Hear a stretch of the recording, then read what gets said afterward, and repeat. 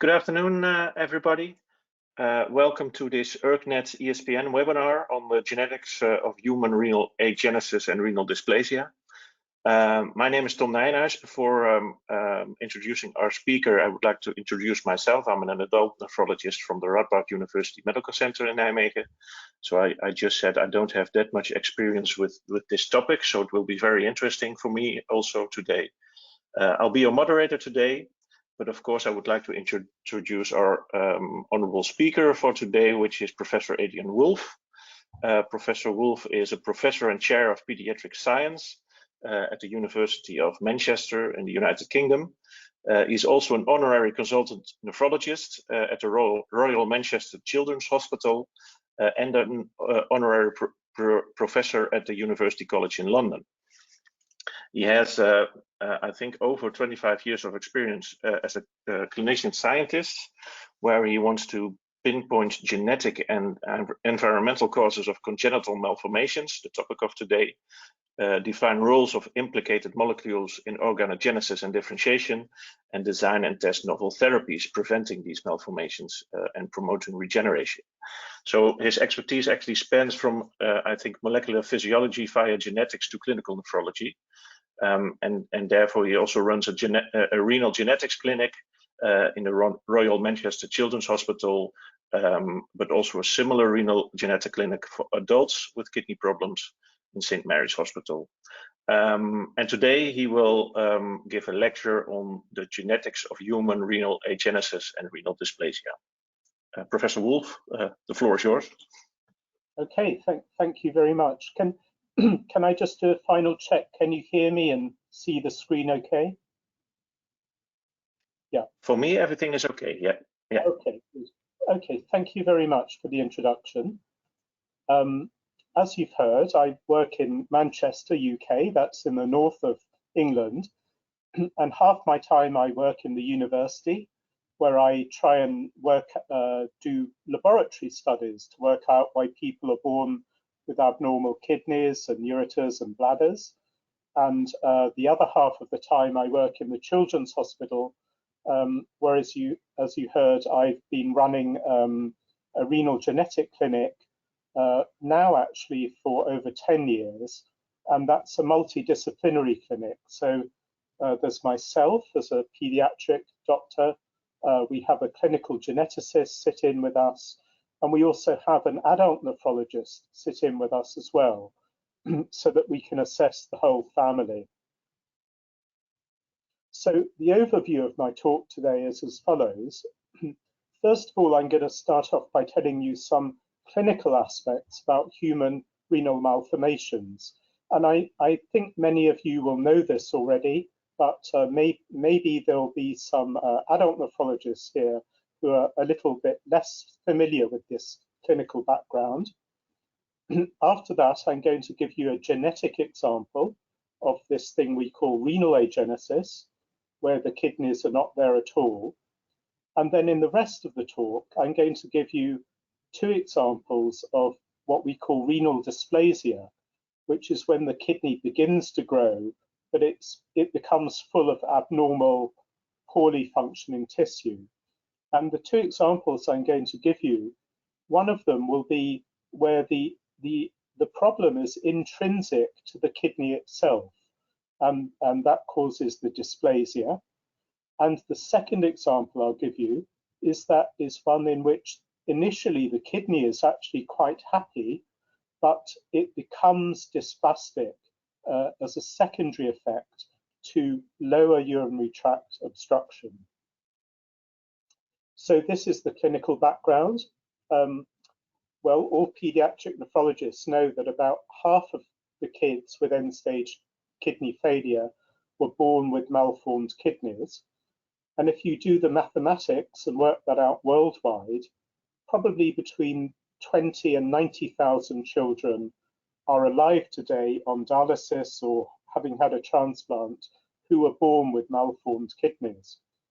But you know, even more important than that, in some ways, numerically certainly, is that about 1 in 5 young adults with end-stage kidney failure were thought to be also born with malformed kidneys.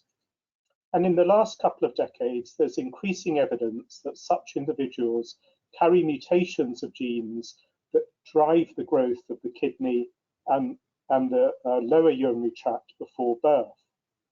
And in this picture here, we can see a sliced open kidneys showing you some of the different phenotypes. So in the big box on the left, we have a sagittal section through a normal kidney. The most mild type of malformation is called a hypoplastic kidney, where the kidney is still got glomeruli and nephrons in it, but it's smaller than normal. I'm not going to talk about that today. What we will talk about a lot is this other entity called the dysplastic kidney, and you can see some pictures of these on the right-hand side of the box. They can be smaller than normal or bigger than normal, and they often contain cysts. And the other entity that we'll talk about today is called renal agenesis. And I can't draw a picture of that for you because there is no kidney at all, and usually the ureter is absent as well. So there was a very great histopathologist who worked in Chicago in the USA in the last century called Edith Potter. And she did some amazing microdissection studies of normal human embryonic kidneys and also fetuses that have been terminated and were found to have dysplastic kidneys. And in these very careful microdissection studies, she described on the left the normal recurrent branching of what we call the ureteric bud, and this is the remnant that will branch to form the collecting duct tree. In contrast, when she did microdissections on dysplastic kidneys, she found that this branching phenomenon was much impaired. There were very few normal nephrons, and many of these branches terminated in cysts. And this is different to what we would call polycystic kidney disease, because in polycystic kidney disease, the early development of the kidney is essentially normal, and the cysts only form later on in the preformed tubules and nephrons. Whereas in dysplastic cystic kidneys, the cyst formation is an innate part of the abnormal development. If we would look at a dysplastic kidney down a microscope, if we had some histology, it would look like this picture on the right. There would be some simple tubules surrounded by stromal tissue. And this picture would be maintained throughout life. And in fact, this picture looks rather superficially like a very early normal embryonic kidney. And on the left-hand side of the screen, I've got histology here from a 6-week gestation human kidney. And you can see it's also very simple with a few tubules and some stromal tissue. But in the dysplastic kidney, it never really gets much beyond this stage. And therefore, many dysplastic kidneys either produce no urine at all or very little urine. In recent years, we've realized that some of these entities, like renal dysplasia, can be inherited. And just to make the point, this is one family that I used to know when I worked in London. And you can see 3 generations are affected by kidney dysplasia. In the final generation, 2 of these individuals have died because they had such severe renal dysplasia, they died very soon after birth. But there are other individuals in the family who didn't have such severe renal dysplasia, and some of them could start a family of their own. And in generation 2 and in generation 3, I've indicated 2 individuals by red arrowheads. And very interestingly, these individuals were misdiagnosed when they presented with kidney failure in adulthood. The man was thought to have focal segmental glomerulosclerosis, but in fact, he was born with an absent kidney on one side and a dysplastic one on the other. And in generation 3, an individual was found to have chronic kidney disease and a little bit of proteinuria, and she was misdiagnosed as having minimal change nephrotic syndrome. Again, that was wrong. She had bilateral kidney dysplasia. So let's go into the main part of the talk now, and I give you some examples. Let's start with this thing called renal agenesis, where the kidney never forms at all. This can be unilateral, and if the other kidney is okay, you can lead a relatively normal life. But if you have bilateral or both kidneys with renal agenesis, you obviously are in serious trouble. Well, you are only in serious trouble after you're born, because that's when you start to need your own excretory function. And it's interesting to know that a fetus that has bilateral renal agenesis can survive all the way through gestation, because of course the waste products that build up in the fetus cross across the placenta and then appear ultimately in the pregnant mother's urine. So the genetic example I want to give you here is called Fraser syndrome, and it's not to be confused with Frazier syndrome, that is completely different and is a genetic disease of the glomerulus. Fraser syndrome is caused by a mutation of a gene called FRAS1. So let's look at this a little bit more. These individuals not only can have unilateral or bilateral renal agenesis, but they have other clues. They have what we call a multi-organ syndrome. And the clues that people with Fraser syndrome have are that they're born with membranes over their eyes. This is called cryptophthalmos, meaning hidden eyes. And they're also born with short and fused fingers and toes. Now, we know that mice can get exactly the same sort of Fraser syndrome as humans can get. And shown here on the left is an embryonic mouse with Fraser syndrome. And you can see it's got these dark hemorrhages over its eyes and at the tips of its lower limbs. And these hemorrhages are actually due to dissociation of the dermis and the epidermis. And when these heal up, you get scarring, and that's what causes the cryptophthalmos and the fused fingers and toes. But more interestingly to us are the pictures of the renal tracts. So the middle frame here shows a late gestation renal tract from a mouse with Fraser syndrome, and you can see 2 normal adrenal glands, you can see 2 gonads and a bladder, but there are no ureters and no kidneys. And in contrast, the frame on the right shows a normal littermate. This is a non-mutant mouse, but in the same litter. This mouse has got 2 normal kidneys, and they each have a ureter. So the reason why these mice, and we believe also the humans with Fraser syndrome, get renal agenesis is as follows.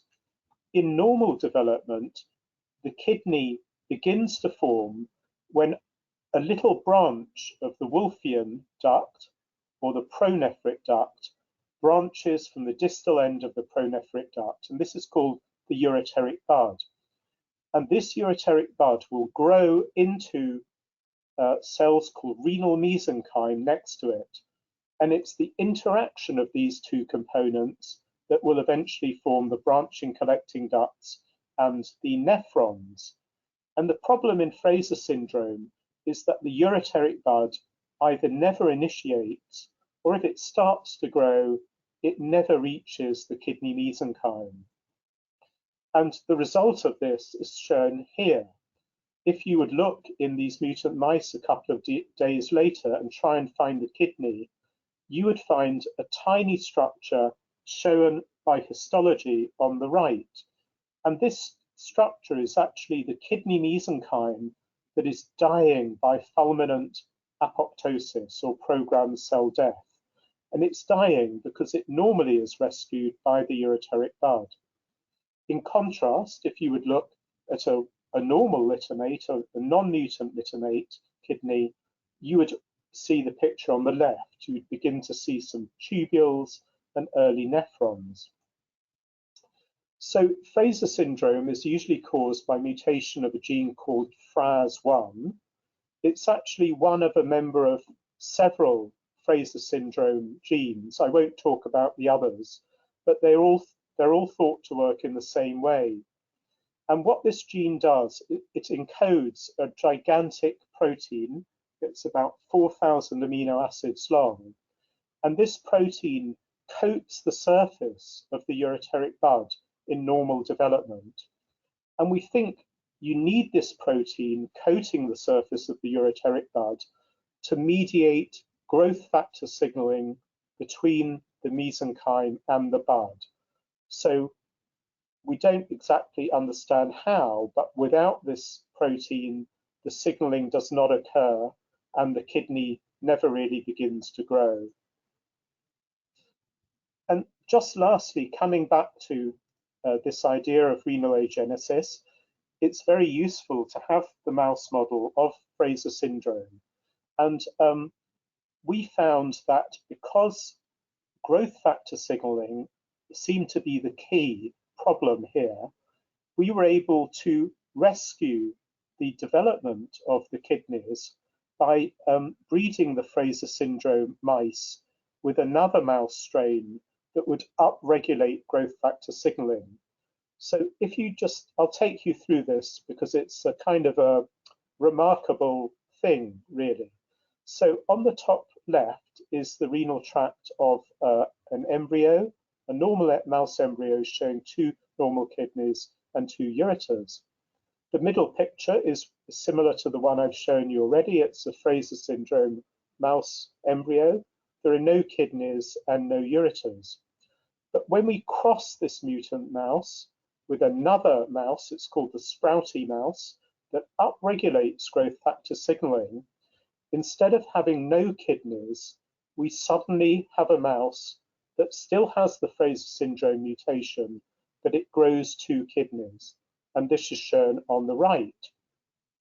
And these mice are actually born and they live a relatively normal lifespan.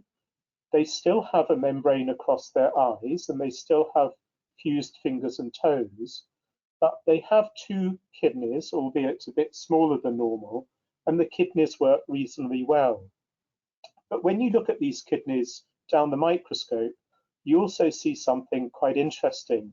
You see that many of the glomeruli have glomerulosclerosis. And in fact, this Fraser syndrome gene is not only necessary for the initiation of the kidney in very early embryogenesis, but later on, it's also necessary as a matrix protein to maintain the viability of normal glomeruli. Right, let me now give you 2 genetic examples of renal dysplasia.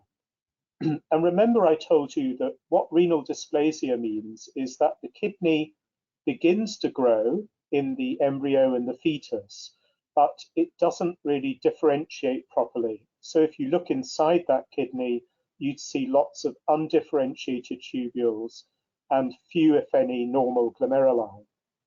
So the first example I want to show you, and many of you I think would have seen some of these individuals, are individuals with mutations of HNF1B. This stands for hepatocyte nuclear factor 1B.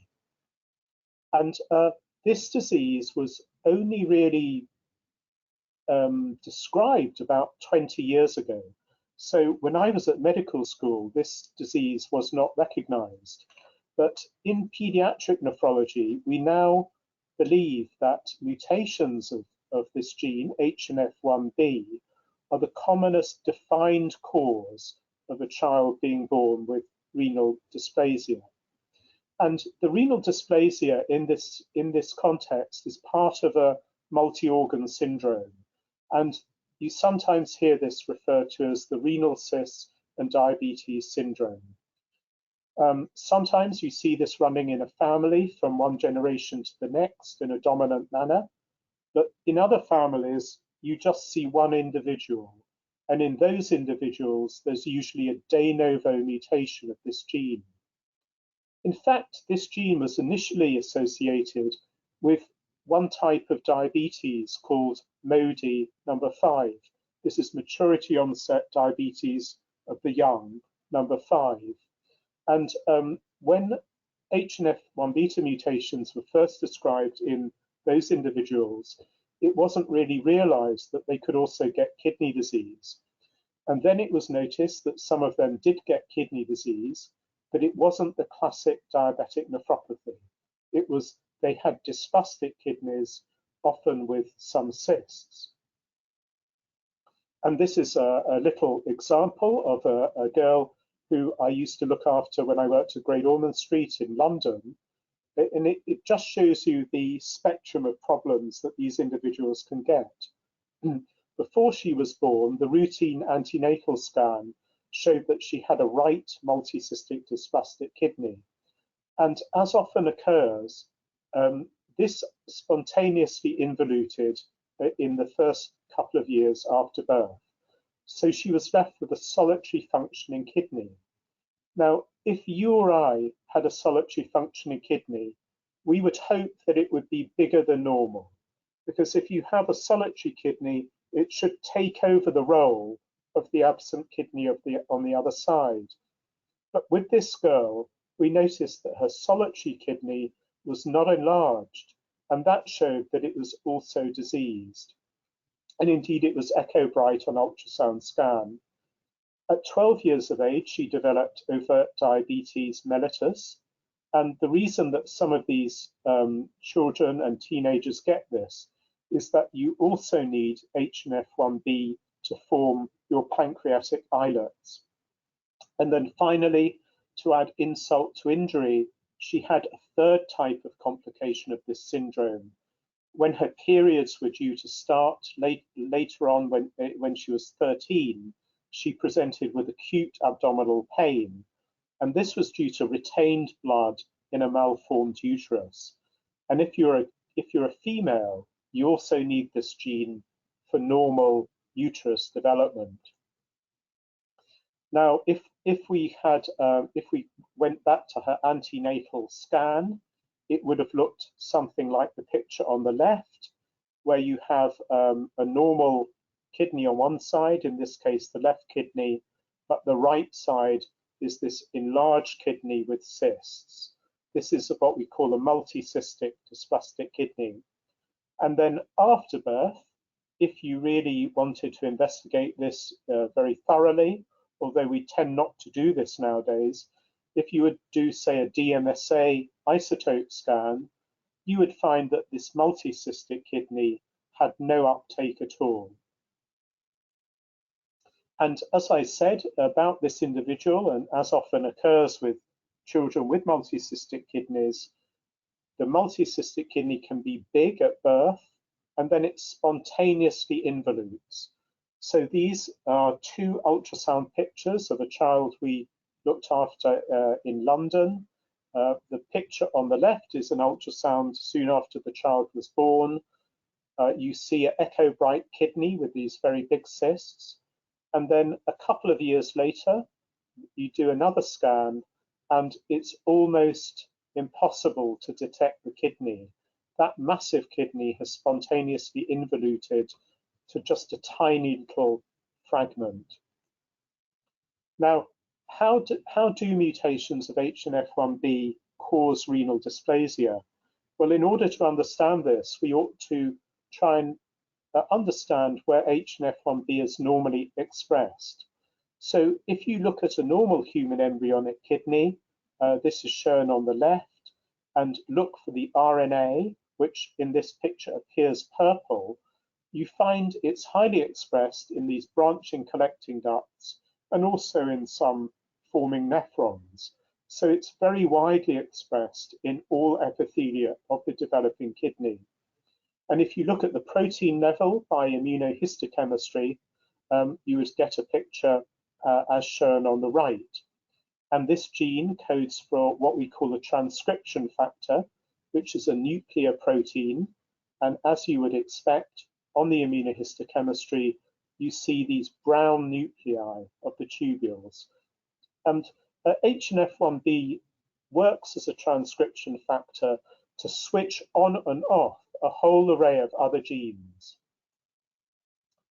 Another interesting thing about these individuals is that if they survive and you follow them through to the teenage years or the young adult years, you find that they often have electrolyte abnormalities. Particularly, they often have a low plasma magnesium.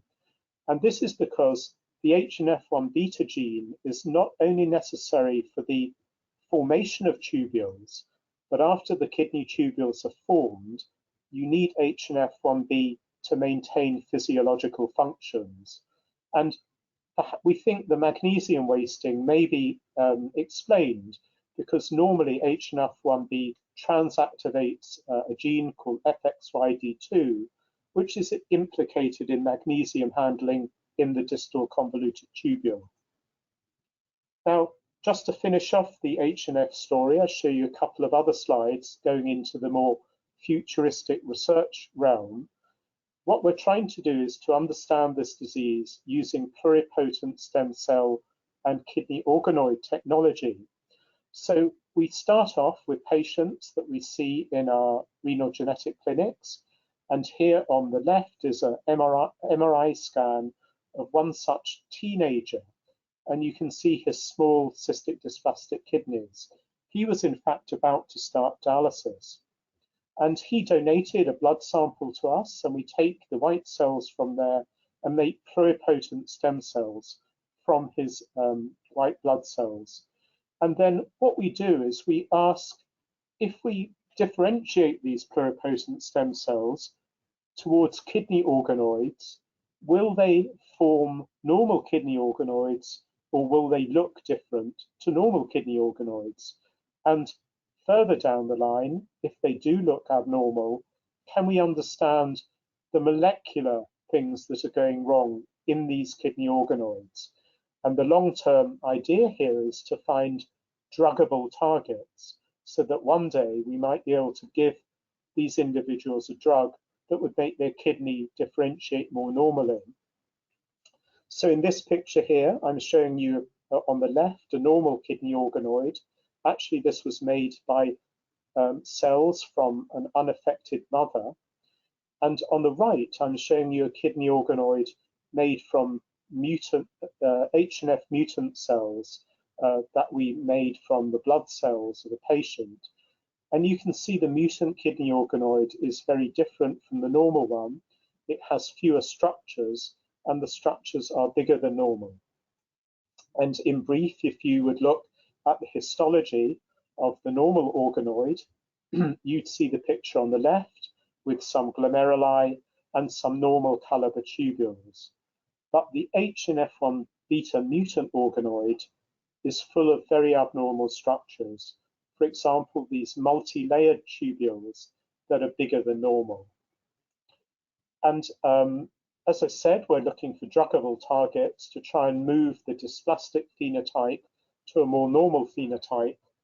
And we're doing this initially by looking at the very broad array of genes expressed in the mutant kidney and then compare it with the normal kidney.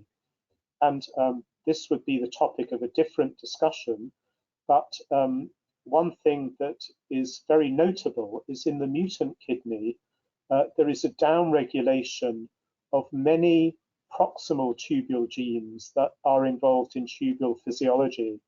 For instance, LRP encodes for megalin, very downregulated, AGT, angiotensinogen, and so on. This seems to recall what I told you earlier, that these individuals, as they go through life, can develop a tubulopathy, where they waste magnesium and other ions. Lastly here, I want to say that HNF1B can be inherited in a dominant manner, and you may see other families that you think of HNF1B inherited in the same way, but they may in fact have mutations of other genes like PAX2, EYA1, GATA3, and indeed UMOD and MUC1. So these entities can all mimic HNF1 beta related disease. Okay, the last few slides I want to show you is another example of renal dysplasia, but here the problem is not intrinsic to the kidney, but the kidney becomes dysplastic, it's injured as an innocent bystander due to lower urinary tract obstruction. And the example I want to give you is caused by mutations of myocardium. And myocardium, like HNF1B, is another transcription factor. But this transcription factor is essential not for the formation of epithelial tubules, but it's essential for the formation of smooth muscle in the bladder and in the ureter. And if you have a myocardium mutation, you form a bladder, but there is no smooth muscle or no useful smooth muscle. And you end up with a phenotype that we call the prune belly syndrome. You have a massively distended bladder that fails to empty normally, and urine cannot drain from the kidneys, and the back pressure cause obstruction to urine flow and secondary dysplasia of the kidney. Most of these individuals are detected before birth, and here are pictures of a fetus that's been terminated on the right with a massively distended abdomen due to the massively distended bladder. And the other pictures are of MRI scans of an unborn fetus with prune belly, where you can also see the massively distended bladder. And usually these individuals are terminated, and we tend not to see many of them born anymore. But I remember when I started out in pediatric nephrology a couple of decades ago, we did see these individuals not uncommonly. And in an international collaboration a few years ago, we published 4 families that were unlucky enough to have babies with prune belly syndrome, and they all carried mutations of myocardium. And one interesting thing about the genetics of this myocardium mutation is that you only get the severe bladder disease if you are a male carrying the mutation. If you're a female carrying the mutation, you only get mild bladder disease, but later on in life, you get heart disease. And you get heart disease because myocardium is also needed for formation of some of the cardiac valves. We don't really understand why males should be more affected in this way, but we suspect it's because males have longer urethras, and the normal bladder of the male needs to generate a bigger pressure in order for that bladder to empty. And this is a very rare thing that I've never seen before, but we were fortunate enough to be able to look at the histology of one of the terminated fetuses. And the bladder is shown in the upper right picture here. This is a mid-gestation terminated fetal bladder with a myocardium mutation. And in the wall of the bladder, you can find some muscle fibers that they're very ragged and vacuolated. And if you look at this individual's kidney, shown in the lower right, you can see some tubules and glomeruli, but the glomeruli are cystic. And this cystic blowout or dilatation of the Bowman space is very, very typical of renal dysplasia secondary to lower urinary tract obstruction. And just for comparison, on the upper left and the lower left, we have a time matched normal fetal bladder, showing the normal muscle bundles, and the normal kidney, showing the non-cystic glomeruli. And this is a scheme of what would be happening in one of these prune belly renal tracts, shown on the right. We'd have a massively dilated bladder, we call it a megabladder. This would then cause obstruction of urine flow. You'd get secondary hydronephrosis, and these glomerular cysts that on ultrasound scan characteristically appear as a row of small peripheral cysts. And just to finish off this talk now, we're aware now that there are several other genes that can go wrong to give you abnormal bladders and secondary renal dysplasia. For instance, HPSC2 and LRIG2, when they're mutated, they cause the Ochoa or urofacial syndrome, and CRUM3 mutations cause a mutation of the acetylcholine receptor on detrusor muscle, and that also results in prune belly syndrome. And there are other genes as well that I don't have time to talk about. So this is really summarizing what I've tried to tell you. I've given you a genetic example of renal agenesis, the FRAS1 gene, and I've given you two genetic examples of human renal dysplasia, one caused by HNF1 beta mutation, where the developmental problem is intrinsic to abnormal kidney tubule maturation. And I also gave you a second example of renal dysplasia, where the dysplasia is secondary to a problem in the lower renal tract, in this case caused by myocardium mutation, causing megabladder. I just want to thank everyone I work with in Manchester, the geneticists, my other clinicians, stem cell biologists, and thank all of our funders. And I leave you with this slide of the future meetings of ERTK. And I'd be happy to answer any questions that you have. Okay, thank you very much, Adrian, for this very nice overview of this topic. And I guess you could have filled the whole evening or maybe 2 days on this topic, but at least we have a good overview on what we should think of when encountering these problems. I already see a lot of questions coming into the question box here, but if people would still like to ask questions, please put it in the question box, and then I can ask them to Adrian. And actually, the first question that came in was the question whether there is also a risk of malignancy in the dysplastic kidneys, which would also mean that you would have to follow them with echography or another type of. That's a very interesting question. And when I started out in pediatric nephrology, we, and I think many other departments, if they saw a child born with a unilateral multicystic dysplastic kidney, they would remove it surgically. And the reason for that was there was a story that some of them could turn malignant in later years, and a second story that they could cause severe hypertension.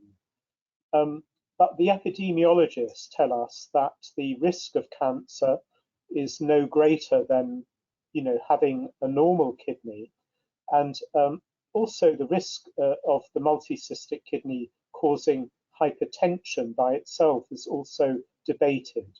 So we no longer take out these multicystic kidneys, and we wait for them to spontaneously involute. But it's an interesting question.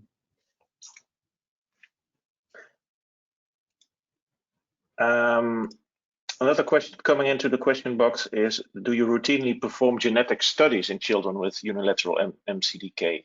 That, of course, also raises another question. How do you actually or what is actually your diagnostic workup once you see that there is a problem like this?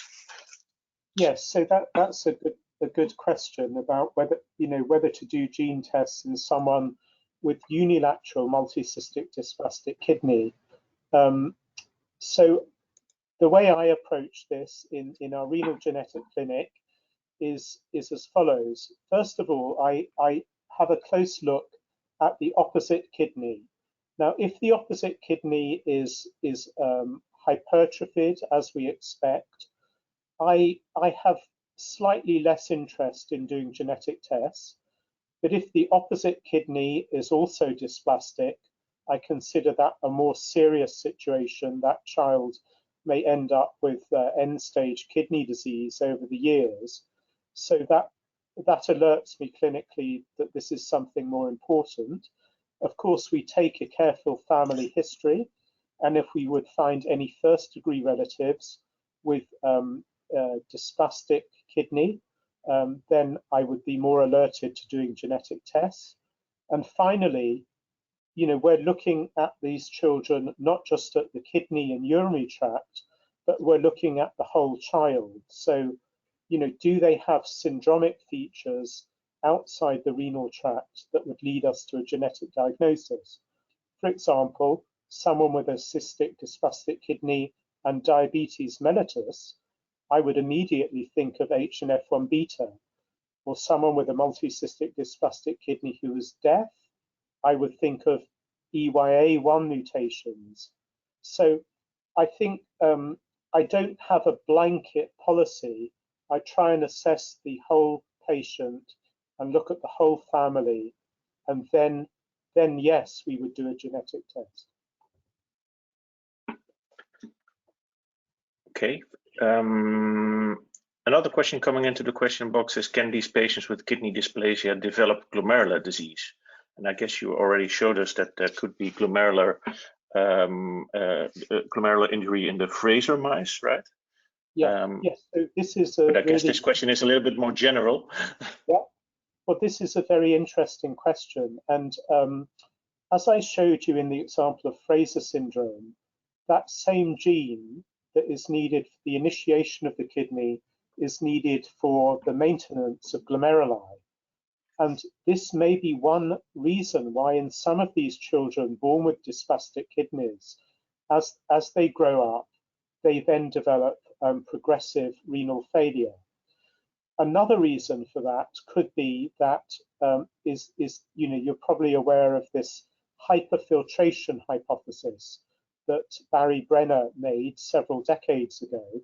So he would say that if anyone is born with a kidney with fewer glomeruli than normal, they will grow bigger than normal, they will hyperfilter, and then they can become prone just from physical forces within the glomerulus to get glomerulosclerosis. And the third cause could be that in someone born with a dysplastic kidney, you may still have an element of obstruction of urine flow that you haven't corrected. And if that obstruction to urine flow, for example, from a bladder that doesn't empty fully, that can continue to damage the nephrons and the glomeruli as you grow up.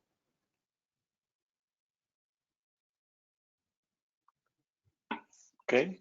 The thing that I was wondering is, well, I'm always intrigued about these HNF1 beta patients because the phenotype can be so diverse. And even within families, the phenotype can be different. Do you have any ideas on what makes, let's say, the phenotypic difference? So what is actually the cause? And I was wondering, can you see that back in the organoids? Because I always think, well, these are patients with the same mutation or deletion. So I would think in the organoids you would end up with the same result. And that would tell you something about whether it's something genetic or it's actually something acquired that makes the phenotype differ. Well, this is a great question, and I just answer it in two parts. You know, one family we look after in Manchester with HNF is a great example of what you're saying. There's a father who carries the mutation, and he just has a few renal cysts, and he also has acute gout, which is part of the syndrome. And he passed on the mutant gene to 3 children. One of the children was so severely affected with bilateral renal dysplasia and oligohydramnios that that individual underwent termination as a fetus. And then there are 2 other brothers, and they had an intermediate severity. They were born with cystic dysplastic kidneys, but they still retained some renal function. And actually, as they grew up, they've developed tubulopathy as well. So, you know, in one family, you have this whole spectrum of severity. Now, I believe probably this is due to the presence of modifying genes or polymorphisms of modifying genes, but I can't prove that to you. But when we make organoids from these patients, so far we've elected only to make organoids from individuals who are born with quite severe dysplastic kidneys. Because when we study the organoids, we want to, you know, we want to try and model that developmental disease in a dish. I can't really tell you what an organoid would look like if we would take it, if we would make the cells from an individual with HNF mutation who's got, you know, relatively normal looking kidneys. Maybe then the organoid would also look relatively normal. But it's, you know, these are very interesting questions that I can't fully answer. Okay, so still a lot to be Yeah, to be found out, I guess. Yeah, and it of course makes genetic counselling quite challenging. Yeah. Because when the families say, you know, if we have another child, will they be severely affected or not? We have to, you know, give them a very open answer, really. The other thing I would say is my genetic friends tell me that maybe there's no such thing as a dominant disease. And, you know, if you look at other dominant, so-called dominant diseases, for example, tuberous sclerosis, or maybe even to an extent autosomal dominant polycystic kidney disease, there can be a lot of variation even within a single family. So it doesn't only affect this HNF1 beta disease. Yes, I agree. Another question from the question box is, are there also non-genetic causes of renal agenesis or dysplasia that we should actively look for? For instance, medications used by the mother, certain toxic substances? Well, that's a great question, and I believe that there will be environmental influences that interact with genetic influences that cause the dysplasia.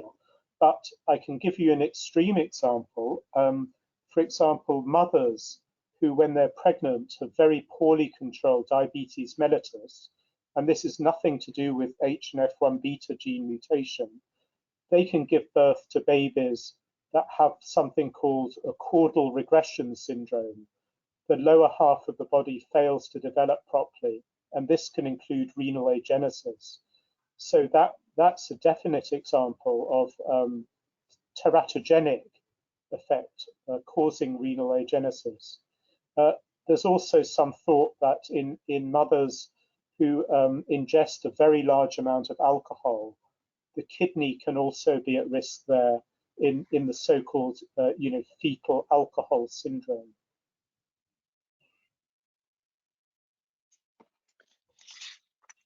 Okay. Well, looking at the clock, we are already approaching 5 o'clock already.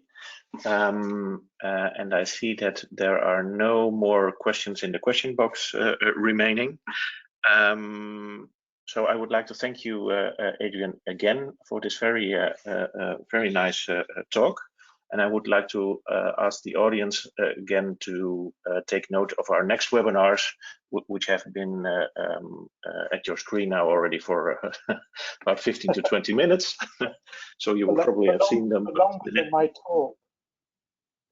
Yeah, that means that the discussion was very lively, which is a good thing.